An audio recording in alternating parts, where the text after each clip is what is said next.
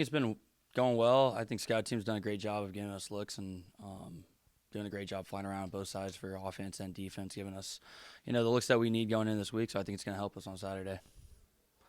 Max, what did Coach say to you when he walked out and gave you a fist bump and hit you on the helmet when you went in? What did Coach Dyke say to you? Yeah, you said, proud of you. Good luck, man. Got confidence in you. We know what you can do. So just, putting confidence in me. So just, it was good to hear him say that before. You obviously have a lot of experience leading the offense. You've been around for quite some time. What are you looking forward to about getting back to that starting role and getting out there against Carlton this week? I think just being out there with the guys and being able to help lead this offense, put some points up on the board, help us win. I think that's the biggest thing. Again, like I said, whatever role that is that you have on Saturdays, you got to do it to the best of your ability. And that's my role this weekend. So just trying to help, lead the offense when I'm out there. How do you think you've changed as a quarterback since, say, 30 games ago? I think just matured, understanding how to play the position. I think, I guess probably freshman year was a little reactionary, kind of maybe scared, didn't really know what was going on out there. But I think just maturing in that aspect of understanding, how to play the position, how to lead guys, how to play in big time environments, and get the job done. So These guys won't be conventional defensively necessarily. They'll come from a lot of different places. What have you gotten a beat on them yet? yeah, obviously watching them, they fly around. They got some good players on their team. Obviously, on all levels, coaching staff has been in a lot of places, a lot of big time places, and for a while, so they know what they're doing. So we just gotta focus on us, do our job, make sure that we execute, and don't let them dictate what we do. So. What talked a lot about focusing on yourself. We've heard that from Coach Riley and Coach Dykes as well this week. You guys scored 31 points in the second half last week. What are you working to improve on between that and Saturday? I think just starting faster in the first half, just kind of coming out there and kind of getting into a flow, into a rhythm a little bit earlier. I think you kind of saw that beginning of the second half of guys kind of getting back into the game. And don't know if it's just because it's the first half of the first game, but just starting quicker, kind of getting into that rhythm and flow of the game and letting our playmakers go do their thing out there. Max, what's the excitement level heading into the home opener in knowing that you're going to be able to play in front of the Horned Frog fans? Yeah, it's really exciting. Obviously, there's a lot of excitement around the program, and I think a lot of Frog fans are looking forward to it. Obviously, we're trying to go out there, put out a good product for them, so it's going to be a lot of fun. Hopefully, a lot of people show up and help us out.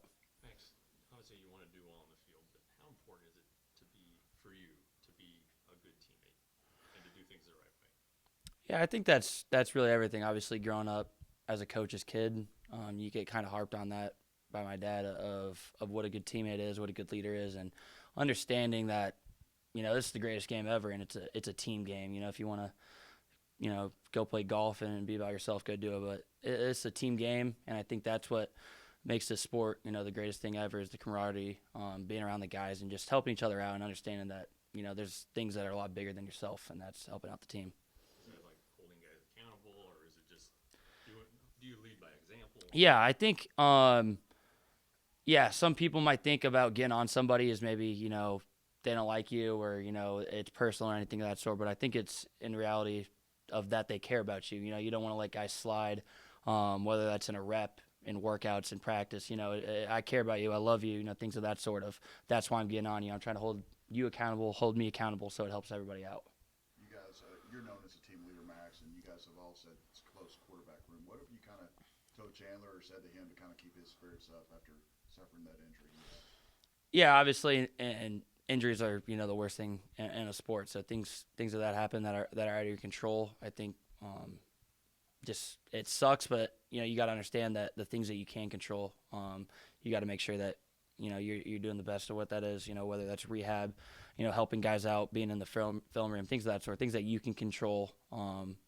That you need to focus on. There's other things, with an injury that you can't control or out of your hands. So just making sure that you do the things that are in your circle and you can handle.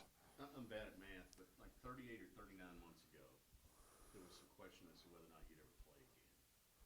You think about that every day? Yeah, it's kind of a reality check.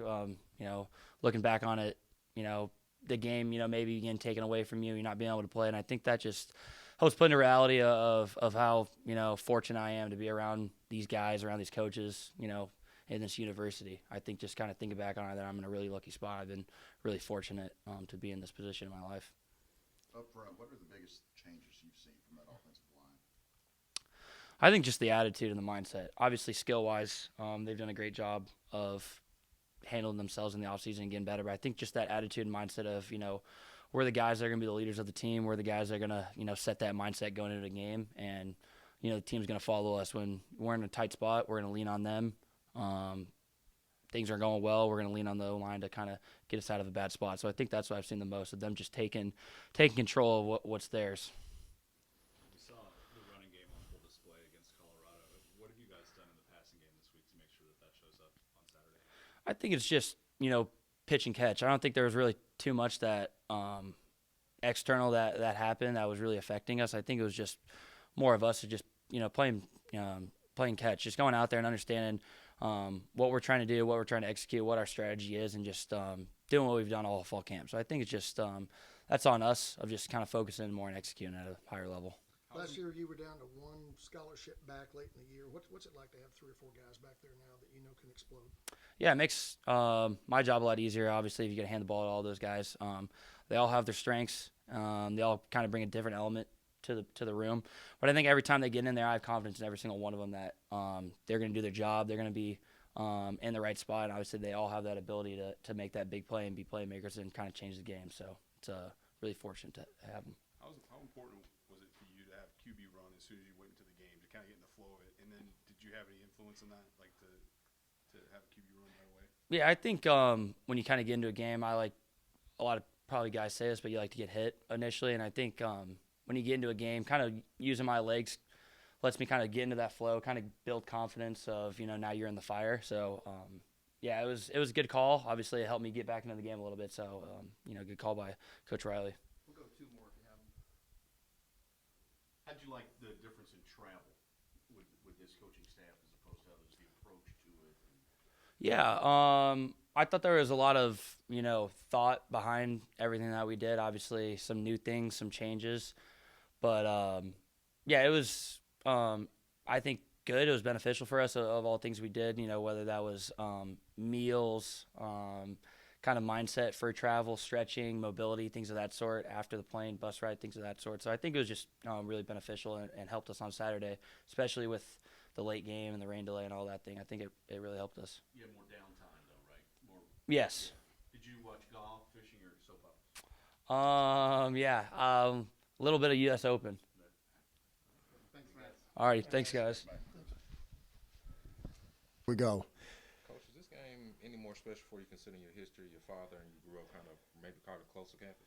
Well, there's obviously some things to that, and my dad was at Tarleton for 44 years, and coached there, taught there, and so I grew up in those field houses, and I was kind of his shadow growing up as a little boy, and so.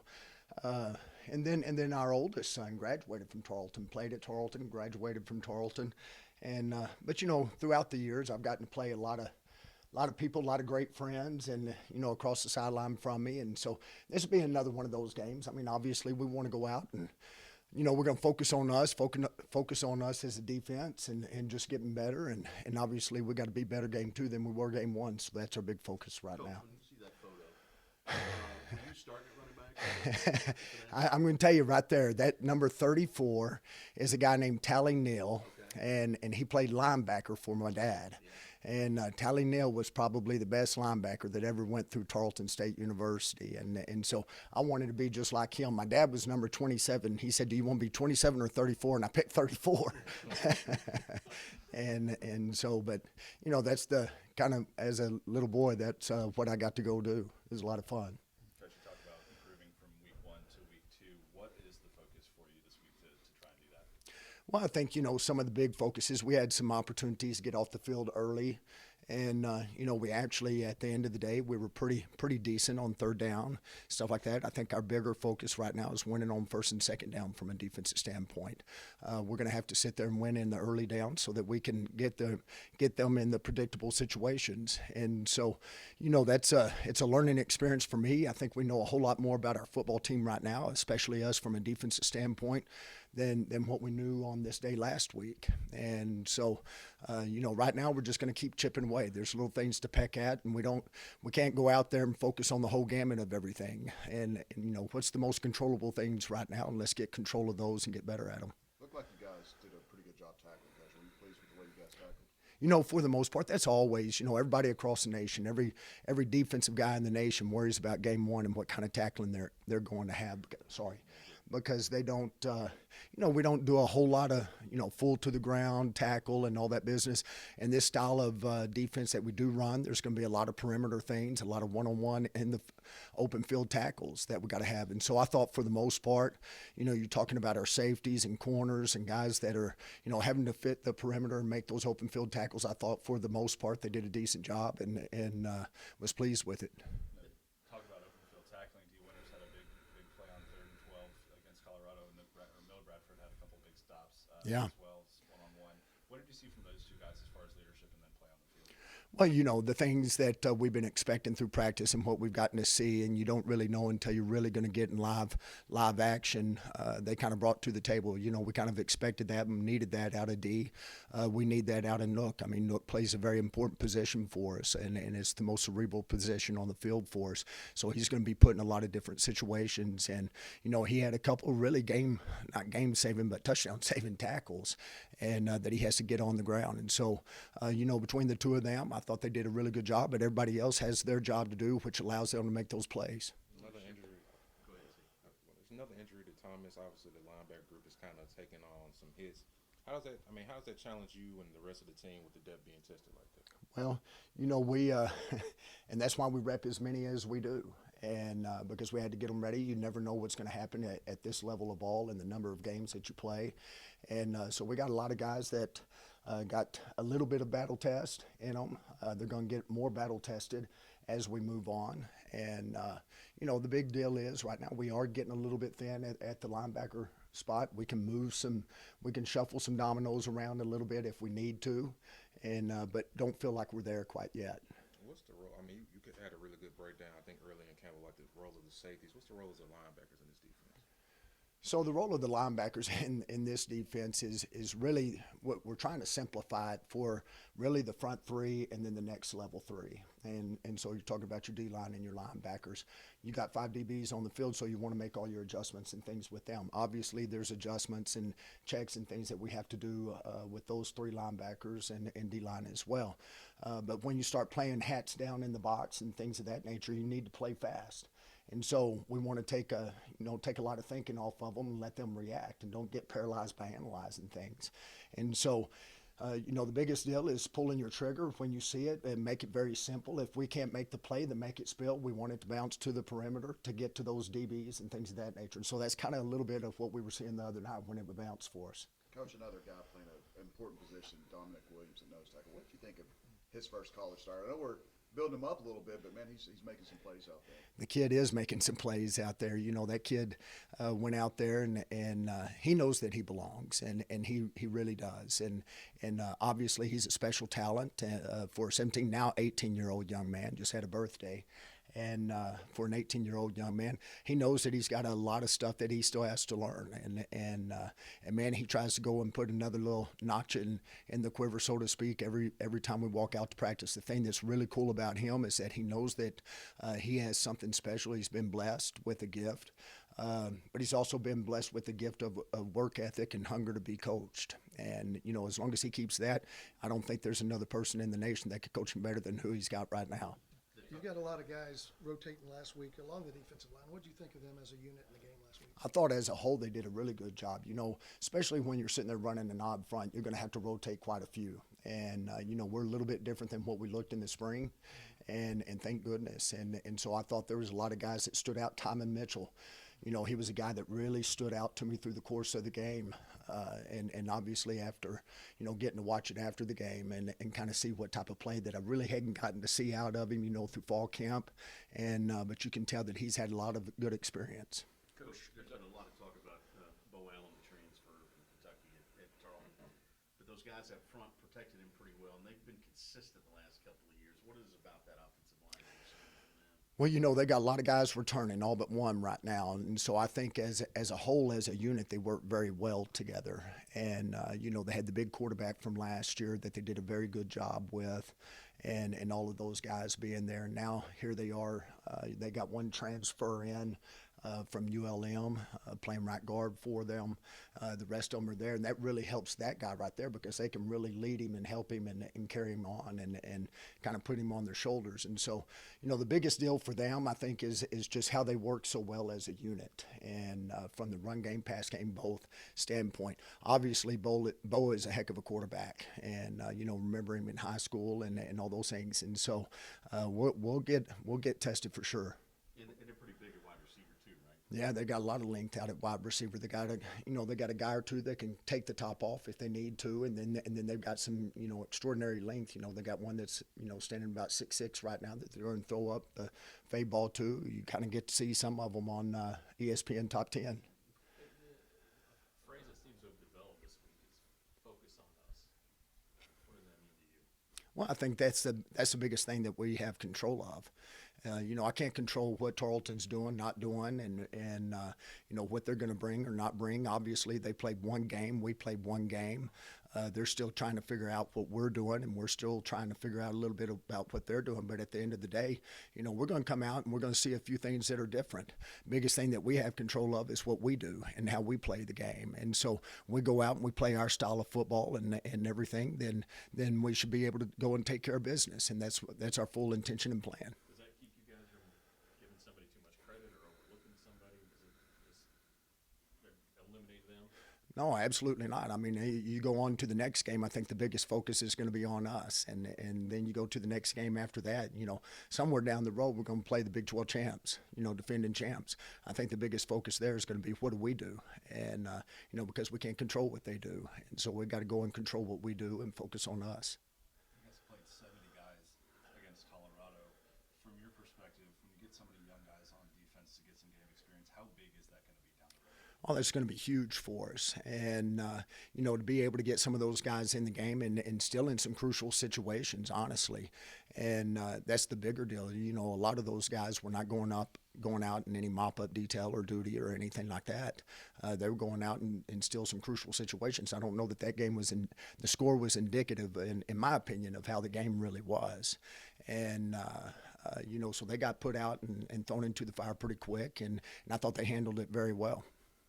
Coach, when you talked about linebackers earlier, you talked about moving around some pieces.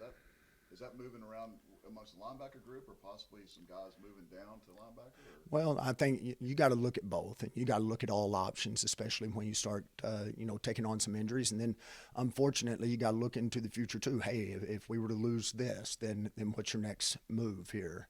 And if that's shuffling within the room, then we'll shuffle within the room, and we'll look at those.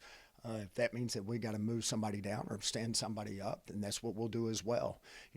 Our deal is to, put the best 11 out on the football field. And if we got to change a few things and change the way that, some of our thinking and stuff, then we can do that as well. We'll go two more if you have them. You excited to get out in front of this home field fan base?